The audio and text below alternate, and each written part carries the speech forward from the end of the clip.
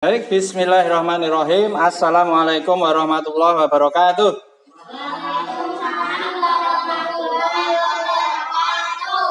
Alhamdulillahirrahmanirrahim. Kita bertemu kembali di pelajaran agama. Ya, di pelajaran agama pagi ini, alhamdulillah, dari 10 anak yang absen berapa? 1 ya? Oke, sebelum Pak Guru awali, Pak Guru ingin mengabsen dulu. Aditya Wibisono. Oke, Andika Akbar Rizky, Bagus Nugraha Satria Tama, Diah Ayu Ika Nawang Astuti, Nadia Adristi Nirwasita, Tegar Putra Pratama, Zainal Abidin Novalino, Zulfikar Adi Nugroho, Artalita Carika Asmawa, Nur Ali Dayanto. Ini yang absen. Oke, baik. Bagaimana kabar kalian pagi hari ini? Tetap semangat? Alhamdulillah. Bisa baca sholawat? Belum? Oke, nanti kita baca sholawat bareng ya. Tapi sebelum membaca sholawat, mari kita buka pelajaran pagi hari ini dengan membaca Al-Fatihah dan doa sebelum belajar. Baik, yuk tangan diangkat. Bismillahirrahmanirrahim. Alhamdulillahirabbil alamin. Ar-Rahmanir-Rahim. Maliki yaumiddin. Iyyaka na'budu wa iyyaka nasta'in. Ihdinas siratal mustaqim. Siratal ladzina an'amta 'alaihim ghairil maghdubi 'alaihim waladdallin. Amin. Rabbi zidni ilma warzuqni fahma. Amin ya rabbal alamin. Oke. Untuk baca sholawat bareng-bareng Pak Guru beri contoh, nanti kemudian anak-anak mengikuti ya. Karena materi yang ingin Pak Ahmad disampaikan pada pagi hari ini berkaitan dengan Nabi dan Rasul, yaitu materi tentang Rasulullah idolaku dengan subtema kisah keteladanan Nabi Muhammad Shallallahu Alaihi Wasallam. Baik, Pak Guru beri contoh dulu. Salatullah salamullah ala toha rasulillah. Salatullah salamullah ala yasin habibillah. Bisa? Oke, yuk bareng-bareng. 1, 2, 3. Salatullah salamullah ala toha rasulillah. Salatullah salamullah ala yasin habibillah. Allahumma sholli ala sayyidina Muhammad. Allahumma sholli alaihi. Baik. Sebelum Pak Guru lanjutkan, anak-anak sudah hafal belum? Ada 25 nabi dan rasul yang wajib diimani oleh umat Islam. Udah hafal? Ada berapa? 25. Adam, Idris, Nuhud, Soleh, Ibrahim, Lut, Ishak, Ismail, Yakub, dan Yusuf, Su'aib, Harun, Musa, Daud, Zulkifli, Sulaiman, Ayub, Yunus, Zakaria, Ilyas dan Ilyasa, Yahya, Isa, dan Muhammad. Itu semuanya nabi bagi umat Islam. Nah, pada materi pagi ini Pak Guru ingin menyampaikan tentang kisah keteladanan Nabi Muhammad. Harapannya apa? Agar anak-anak ini nanti bisa memahami apa saja suri toladan Nabi Muhammad. Apa saja suri toladan dari para nabi dan rasul yang sudah diutus Allah. Kemudian yang kedua, anak-anak Pak Guru harapkan nanti bisa menceritakan kembali kisah keteladanan Nabi Muhammad dengan bahasa kalian sendiri. Yang ketiga, setelah kita bisa memahami dan kita bisa menceritakan kembali, harapan kita adalah agar keteladanan Nabi Muhammad ini bisa kita terapkan dalam kehidupan sehari-hari. Karena apa? Karena Nabi Muhammad adalah cerminan dari Islam. Kalau kalian ingin tahu, Pak, Islam itu seperti apa? Islam adalah segala yang dikatakan, yang diucapkan, dan yang dilakukan oleh Nabi Muhammad. Karena apa? Yang diucapkan maupun dilakukan oleh Nabi Muhammad pasti sesuai dan sejalan dengan Al-Quran. Nah, maka sebagai umat muslim, kita yang memiliki kitab suci bernama Al-Quran, bagaimana kita menerapkan Al-Quran dalam kehidupan sehari-hari, cara paling gampang kita contoh perilakunya Nabi Muhammad Sallallahu Alaihi Wasallam. Allahumma sholli ala Sayyidina Muhammad. Allahumma sholli alaihi. Baik. Sambil kita menuju ke sesi selanjutnya, Pak Guru ingin menayangkan video pendek tentang kisah keteladanan Nabi Muhammad yang nanti bisa kalian lihat di layar.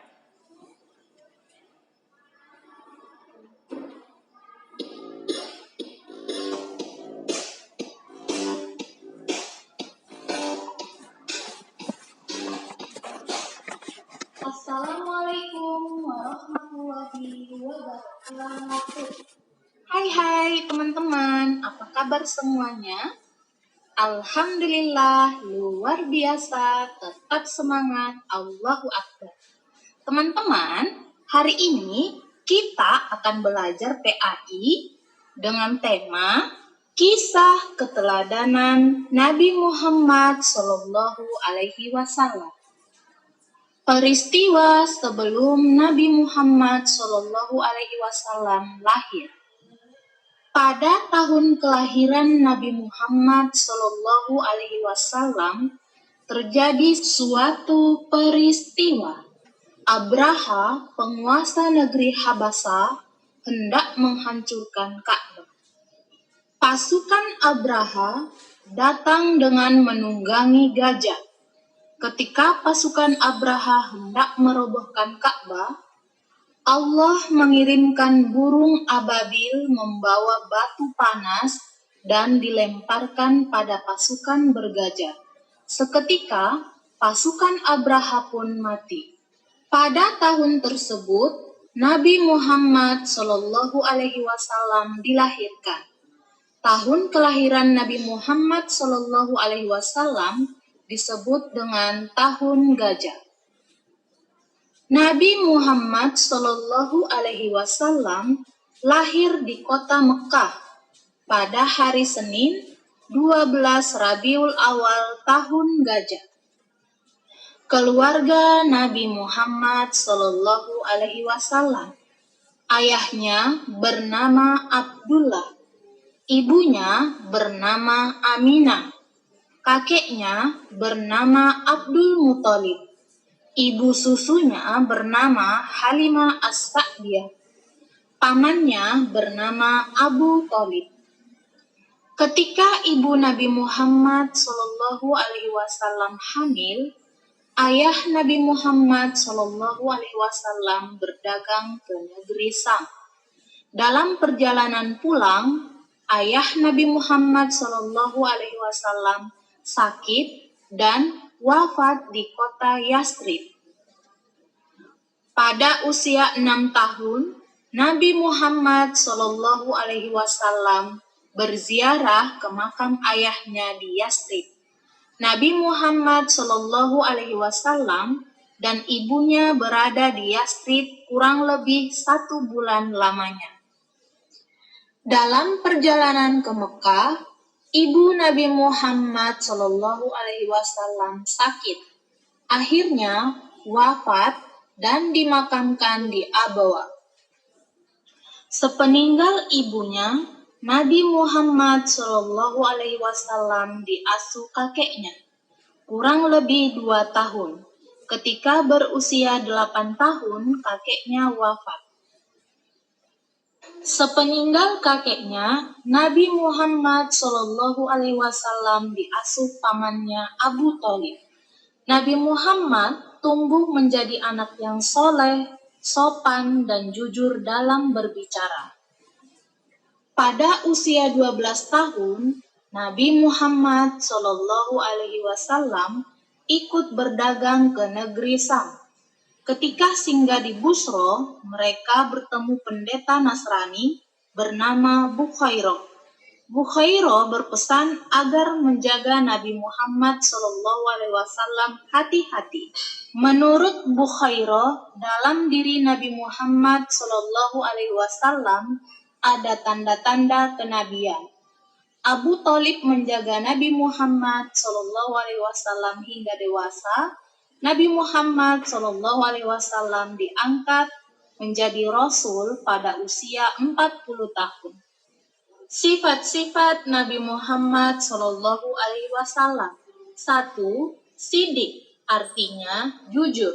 2. Amanah, artinya dapat dipercaya. 3. Tabligh, artinya menyampaikan. 4. Fatona, artinya cerdas.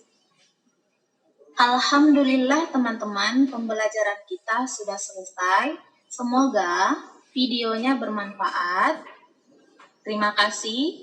Wassalamualaikum warahmatullahi wabarakatuh. Dadah teman-teman.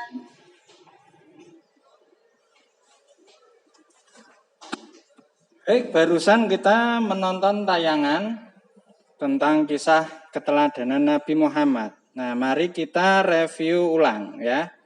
Apa saja tadi yang sudah disampaikan dalam tayangan yang baru kita lihat bersama. Yang pertama ini diawali dengan peristiwa sebelum Nabi Muhammad SAW lahir, yang berkaitan dengan penyerbuan pasukan yang mengendarai gajah. Jadi pada waktu itu orang-orang Arab ini belum mengenal angka. Angka ini belum digunakan secara umum. Jadi ketika orang-orang Arab ini menentukan tahun itu biasanya dikaitkan dengan peristiwa besar yang terjadi. Nah, karena sebelum kelahiran Nabi Muhammad ini terjadi Abraha dari negeri Habsyah ini hendak menghancurkan Ka'bah. Kenapa? Nah, pasti ada orang yang bertanya, Pak, kenapa Abraha kok membawa pasukan gajahnya menyerang Mekah? Ya. Abraha ini iri dengan Ka'bah, iri dengan kota Mekah. Kenapa? Kota Mekah yang berada di tengah-tengah padang pasir dengan bangunan Ka'bah yang hanya berbentuk segi empat berwarna hitam itu setiap tahun dikunjungi atau diziarahi oleh banyak manusia. Nah, Abraha kemudian membuat tandingan. Abraha membuat bangunan yang lebih indah daripada Ka'bah yang ada di negeri Habsyah. Dengan harapan nanti agar orang-orang ini berhenti untuk berziarah ke Ka'bah atau ke kota Mekah. Kemudian berganti atau berpaling kepada bangunan yang sudah Abraha bangun di negara Habsyah. Namun apa yang terjadi? Ternyata semua manusia tetap lebih banyak yang datang berziarah ke kota Mekah. Nah, karena itu kemudian iri. Wah, berarti Ka'bah ini harus aku hancurkan. Ya. Karena apa? Saya sudah capek-capek bangun menggunakan uang sekian banyak, tapi tidak ada yang mau mengunjungi. Nah, pada waktu itu pasukan-pasukan kerajaan itu rata-rata menggunakan kuda, mengendarai kuda. Hanya pasukannya Abraha saja yang memiliki kekuatan dengan pasukan gajah.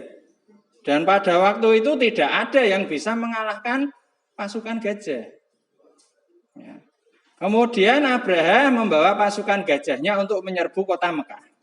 Nah, sebelum Pak Guru lanjutkan, Ka'bah atau Baitullah yang ada di kota Mekah itu milik siapa? Miliknya Allah Subhanahu wa Ta'ala. Dan kebetulan orang-orang Quraisy ini adalah secara keturunan dari Nabi Ismail. Itu adalah orang-orang yang memiliki tanggung jawab untuk melindungi Ka'bah dan kota Mekah. Nah, ketika Abraha memiliki tujuan untuk menghancurkan Ka'bah, orang-orang Quraisy yang waktu itu dipimpin oleh kakeknya Nabi Muhammad bernama Abdul Muthalib. Dia mendengar bahwa Abraha ini hendak menyerang. Tapi apakah Abdul Muthalib berusaha melindungi Ka'bah? Ternyata tidak. Ketika Abdul Muthalib ditanya oleh Abraha ketika berjumpa, kemudian jawaban Abdul Muthalib seperti ini. Ka'bah itu milik Allah dan saya hanya menjaganya. Tapi kalau kamu mau menyerang silahkan, nanti Allah yang akan melindungi rumahnya. Nah, kemudian berangkatlah Abraha untuk menyerang Ka'bah. Nah, seperti yang disampaikan oleh Abdul Muthalib tadi, Ka'bah ini punyanya Allah. Ya, kepunyaan Allah, milik Allah. Maka ketika rumah Allah diserang, pasti Allah akan melindungi. Allah mengutus, dalam Al-Quran tidak disebutkan berapa jumlahnya, burung yang sangat banyak. Namun dalam beberapa hadis disampaikan, pada hari itu langit di kota Mekah itu menghitam. Karena saking banyaknya burung yang berterbangan. Burung apa itu, Pak? Burung itu diutus oleh Allah. Nah, mungkin kalian kemudian dalam surat Al-Fil sering menganggap bahwa burung itu namanya ababil. Padahal bukan. Ababil itu bahasa Arab yang artinya berbondong-bondong dan sangat banyak. Ya, jadi burung yang berbagai jenis itu oleh Allah disuruh untuk melindungi Ka'bah. Pak, bagaimana mungkin burung bisa menang melawan gajah? Tapi karena itu adalah perintah Allah, maka terjadi apa? Allah mengirim pasukan burungnya itu membawa batu-batu yang terbakar. Dan ketika burung itu terbang di atas pasukannya Abraha, pasukan bergajah, dijatuhkan batu yang terbakar itu tadi. Maka ketika si gajah ini terkena kepalanya langsung bolong. Terkena badannya langsung bolong. Yang dalam surat Al-Fil kan disampaikan, faja'alahum ka'asfim ma'kul. Maka Allah menjadikan pasukan gajahnya Abraha ini seperti daun yang dimakan ulat. Pernah lihat daun yang dimakan ulat? Nah, bolong-bolong seperti itu. Itu daun, tapi kalau gajah bolong-bolong kira-kira seperti apa kalau kita melihat? Wih, mengerikan, Pak. Maka Allah membuktikan kekuasaannya dengan menghancurkan pasukan gajah yang dipimpin oleh raja siapa tadi namanya? Abraha dari negara Habsyah. Nah, jadi pada hari itu kemudian dijadikan oleh orang-orang Quraisy ini sebagai penanda tahun. Maka Nabi Muhammad ini dalam literatur ditulis lahirnya pada tanggal 12 Rabiul Awal, tahunnya tahun gajah. Kemudian kita lanjutkan singkat tentang keluarga Nabi Muhammad.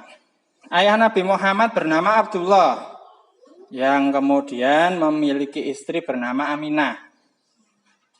Nah, Abdullah ini adalah anak dari Abdul Muthalib. Terus memiliki paman yang bernama Abu Thalib. Ya, jadi kalau orang-orang Arab biasa menyebut nama panggilan itu dengan nama Abu.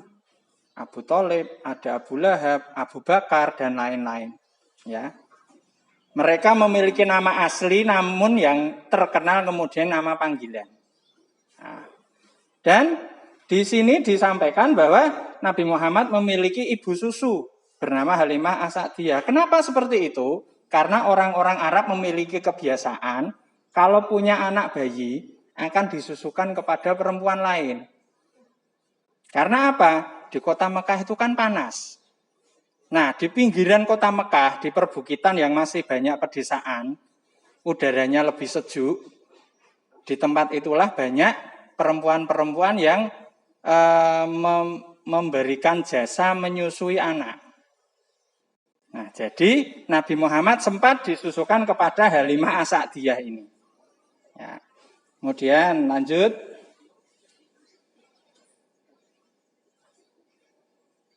Nah, sebelum Nabi Muhammad lahir itu ternyata ayahnya sudah meninggal. Abdullah ini meninggal. Dan wafat disampaikan di kota Yasrib. Kota Yasrib ini nama lain dari kota Madinah. Ya, sekarang yang kalian kenal dengan nama Madinah adalah zaman dahulu disebut dengan kota Yasrib. Nah, terus ketika Nabi Muhammad sudah lahir, kurang lebih berusia 6 tahun, diajak oleh ibunya untuk berziarah ke makam ayahnya. Namun ternyata dalam perjalanan, ibunya Nabi Muhammad yang bernama Aminah tadi mengalami sakit dan kemudian meninggal juga. Jadi dalam usia 6 tahun Nabi Muhammad ini menjadi seorang yang sudah yatim piatu. Nah setelah itu kemudian Nabi Muhammad dirawat oleh kakeknya. Siapa tadi nama kakeknya? Abdul Muthalib. Nah, namun juga tidak terlalu lama karena kakeknya juga kemudian meninggal. Yang akhirnya Nabi Muhammad ini lama dirawat oleh pamannya yang bernama Abu Thalib. Nah, orang-orang Arab memiliki kebiasaan untuk berdagang. Maka oleh Abu Thalib, Nabi Muhammad ini diajak untuk berdagang. Ya. Waktu itu berdagang ke negeri Syam. Namun dalam perjalanan, Abu Thalib tadi dijumpai oleh pendeta yang bernama Bukhairah yang melihat tanda-tanda kenabian. Jadi Bukhairah ini beragama Nasrani. Ya. Beragama Nasrani, berarti kalau orang Nasrani itu kitabnya kitab apa? Kitab Injil. Bukhairah ini melihat tanda-tanda kenabian seperti yang disampaikan dalam kitab Injil. Wah, si pemuda itu jangan-jangan adalah seseorang yang dijanjikan dalam Injil. Bahwa nanti akan datang nabi atau utusan terakhir dari Allah. Maka kemudian Bukhairah menemui rombongan Abu Thalib, kemudian menyampaikan agar Abu Thalib ini menjaga Muhammad dengan baik-baik, dengan hati-hati. Karena apa? Bukhairah menyampaikan, dia akan dimusuhi oleh kaumnya sendiri. Dan itu terbukti ketika Nabi Muhammad sudah menjadi nabi. Beliau dimusuhi oleh orang-orang Quraisy sendiri, yaitu kaumnya sendiri. Nah, dari beberapa sifat Nabi Muhammad, ada 4 poin penting yang wajib dimiliki dan wajib kita contoh. Yang pertama adalah sidik, artinya jujur. Pak Guru tanya, jujur itu yang seperti apa ya? Berkata apa adanya. Ada yang lain? Apa itu jujur? Tidak bohong, tidak menambah atau mengurangi. Itu jujur. Jujur dalam ucapan, juga dalam perbuatan. Yang kedua, amanah, dapat dipercaya. Jadi Nabi Muhammad ini seseorang yang sangat dipercaya. Bahkan dalam usia muda beliau mendapatkan julukan Al-Amin. Karena apa yang dikatakannya itu bisa dipercaya. Dan ketika mendapatkan amanah dari orang lain, pasti dijaga dengan baik. Yang ketiga, tabligh atau menyampaikan. Nabi Muhammad tidak pernah menyembunyikan wahyu Allah. Jadi apa saja yang disampaikan oleh Allah, diwahyukan melalui malaikat Jibril, oleh Nabi Muhammad pasti disampaikan kepada umatnya. Tanpa ada yang ditutup-tutupi. Kemudian yang terakhir atau yang keempat adalah fatonah. Artinya cerdas. Ayo, anak-anak ingat enggak? Wahyu pertama yang turun kepada Nabi Muhammad itu surat apa? Surat apa? Atau bacanya, bunyinya seperti apa? Siapa yang tahu? Siapa yang masih ingat? Ketika Nabi Muhammad menyendiri di Gua Hira, kemudian didatangi oleh malaikat Jibril, terus dipeluk. Malaikat Jibril berkata apa? Iqra. Yang artinya, bacalah. Nabi Muhammad, apa yang harus saya baca? Karena saya tidak bisa membaca. 3 kali diulangi, akhirnya kemudian dibacakanlah Al-Alaq ayat 1-5 itu. Kenapa kok perintah pertama atau wahyu pertama itu berbunyi Iqra? Karena kita sebagai seorang muslim wajib memiliki ilmu pengetahuan. Kita harus jadi orang yang cerdas atau fatonah. Maka menuntut ilmu itu bagi umat muslim hukumnya apa? Wajib. Kalau wajib itu kalau dilakukan mendapatkan pahala, kalau ditinggalkan akan dosa. Berarti kira-kira, aku kok malas berangkat sekolah ya. Terus pura-pura sakit perut. Bu, aku ndak masuk ya. Perutku sakit. Padahal ndak. Berdosa ndak kira-kira? Wah, dosanya double. Kok bisa, Pak? Yang pertama berdosa karena membohongi orang lain, membohongi ibu, membohongi bapak ibu guru, membohongi teman-temannya. Yang kedua berdosa karena apa? Karena tidak mau belajar. Bagaimana bisa cerdas kalau tidak mau belajar? Ya. Tidak ada yang namanya seorang manusia itu bodoh, tidak ada. Adanya manusia yang malas, betul. Karena semua manusia diberi apa oleh Allah? Bukan otak, diberi apa? Akal. Orang yang berakal, asal dia mau belajar, insya Allah akan menjadi orang yang cerdas. Walaupun cerdasnya beda-beda ya. Ada yang cuma bisa sekolah sampai SMA, ada yang bisa sampai sarjana, ada yang tidak sekolah sama sekali, di sekolah formal tapi pintar. Tapi pasti adalah hasil dari belajar. Ya. Dari yang Pak Guru sampaikan ini, kemudian nanti akan membagikan kertas kepada kalian. Dalam kertas itu terdapat beberapa pernyataan yang kalian nanti isi, kemudian silakan kalian maju ke depan menyampaikan sesuai dengan bahasa kalian sendiri dari yang barusan Pak Guru sampaikan dan yang kalian lihat di materi atau di tayangan baru. Oke.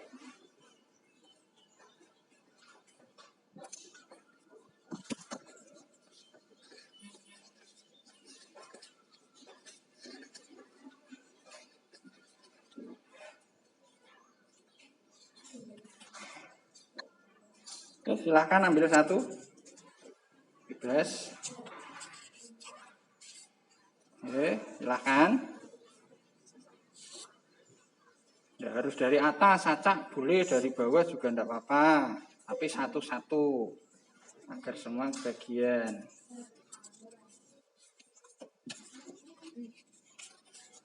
Oke, lanjut.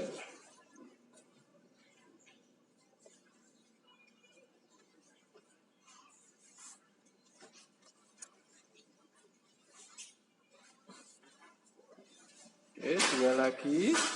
Ya, yang terakhir. Nah, setelah kalian terima kertas itu, kemudian silahkan kalian tulis sesuai dengan apa pernyataan yang ada di kertas.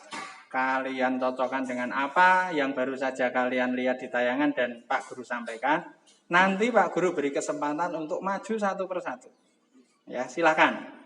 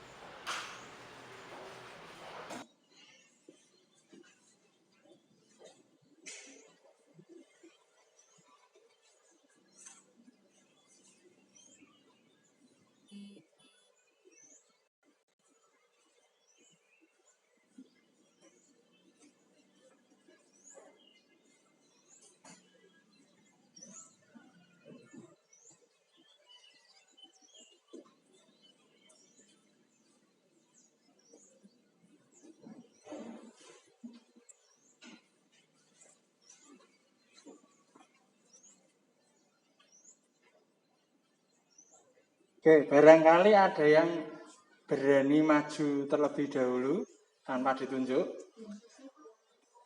Belum selesai? Sudah selesai? Oke, silakan maju.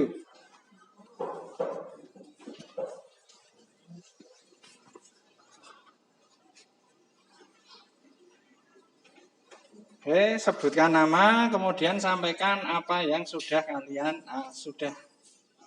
kamu tuliskan dalam tugas itu. Assalamualaikum warahmatullahi wabarakatuh. Nama saya Andika Akbar Rizky. Sifat-sifat wajib. Siti artinya jujur. Amanah artinya Nabi Muhammad dapat dipercaya. Tabil artinya menyampaikan perkataan pada seseorang. Fatanah artinya Nabi Muhammad sangat cerdas. Itulah 4 sifat Nabi Muhammad Shallallahu Alaihi Wasallam. Oke, terima kasih. Ada yang mau bertanya kepada siapa tadi? Akbar? Andika? Ada yang mau ditanyakan? Tidak ada? Oke. Andika silakan duduk. Beri tepuk tangan dulu kepada Andika yang berani maju ke depan. Oke, lanjut yang kedua. Oke, silakan.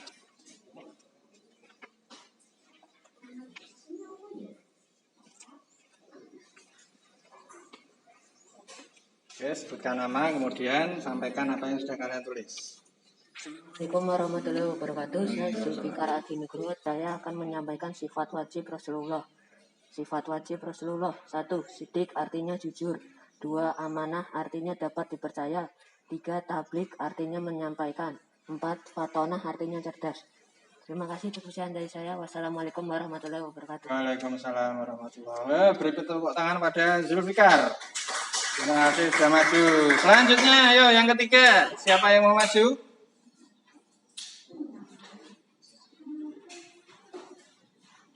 Oke, ayo maju ke depan. Silakan sebut namanya. Assalamualaikum warahmatullahi wabarakatuh. Nama saya Aditya Ibisono. Sifat wajib. Sidik artinya jujur dalam perkataan. 2. Amanah artinya dapat dipercaya. Tabligh artinya menyampaikan. Fatanah artinya cerdas. Sudah cukup? Oke, terima kasih. Beri tepuk tangan pada Aditya. Oke, sebelum Pak Guru lanjut, tadi sifat wajibnya ada berapa? Ada 4. Sidik, amanah, tabligh, fatonah. Sekarang Pak Guru ingin sedikit bertanya. Yang sidik tadi artinya berkata jujur atau berkata benar. Oke, selanjutnya yang keempat. Atau tak panggil. Andika. Oh sudah ya tadi ya. Tadi yang sudah Andika, Zulfikar sama Aditya. Bagus. Belum. Dia Ayu. Nadia. Yo, maju ke depan yuk. Ya, sebut nama, kemudian sampaikan apa yang sudah kamu tulis. Nama saya Nadia Adristi Nirwasita. Saya mau menyampaikan kelahiran Nabi Muhammad Shallallahu Alaihi Wasallam. Nabi Muhammad Shallallahu Alaihi Wasallam lahir pada tanggal 12 Rabiul Awal tahun Gajah. Oke, terima kasih. Silakan duduk. Beri tepuk tangan.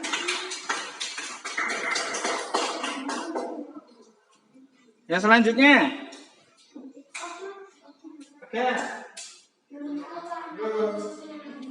Jenal. Oke, yo. Wah, alhamdulillah nih dari sekian banyak sudah mau maju semua ini, hampir semua. Ayo sebut nama. Sebutkan nama dulu. Assalamualaikum warahmatullahi wabarakatuh. Waalaikumsalam. Nama saya Zainal Abidin Novalino. Kelahiran Nabi Muhammad Shallallahu Alaihi Wasallam lahir pada tanggal Senin 12 tahun Gajah. Sudah? Oke, silakan duduk. Beri tepuk tangan. Lagi nih, Artalita, sudah? Ayo.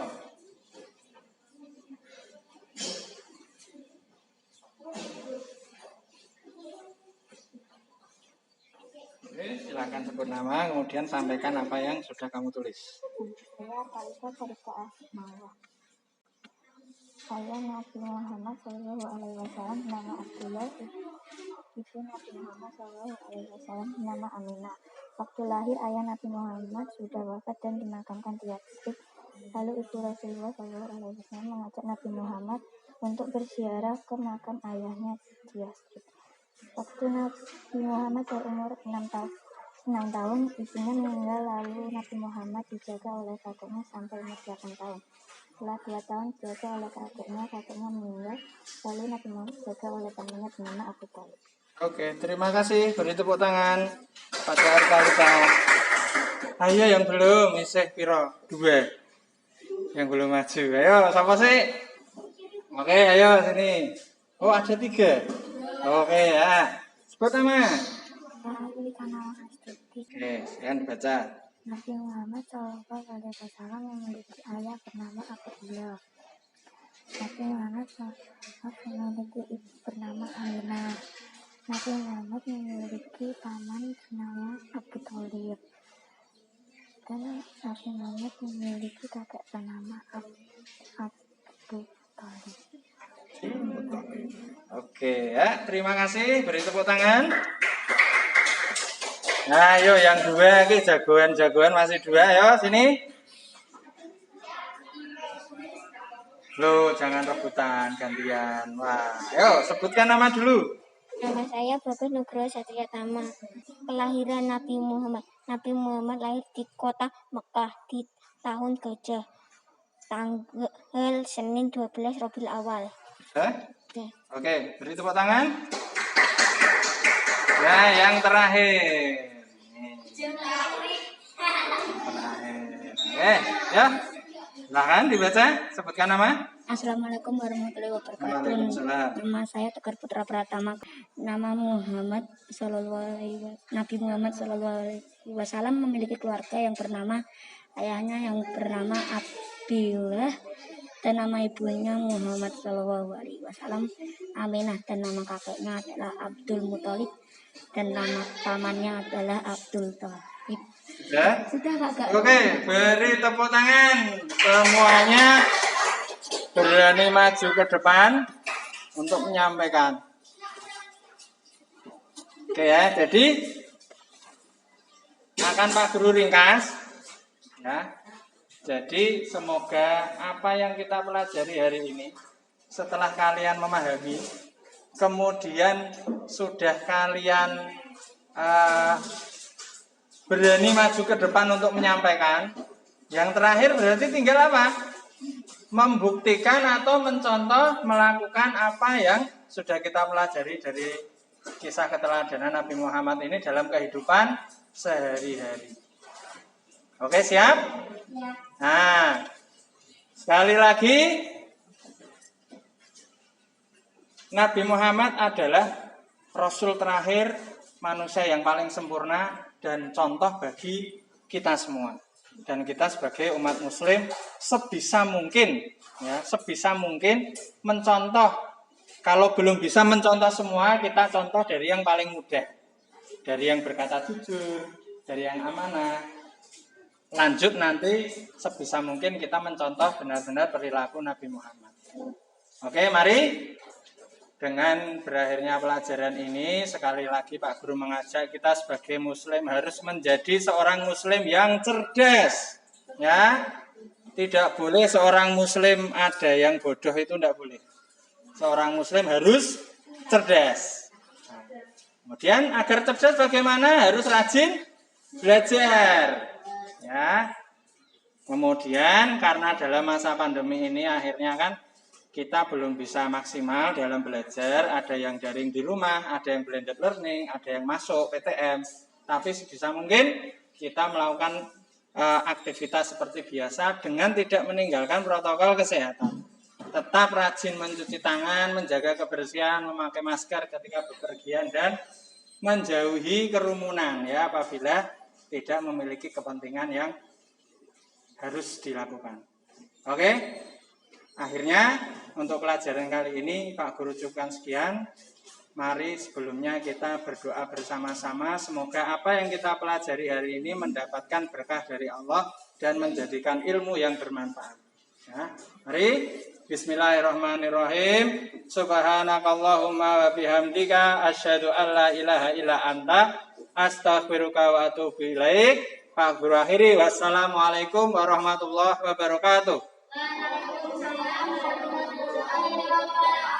Allahumma sholli ala Sayyidina Muhammad.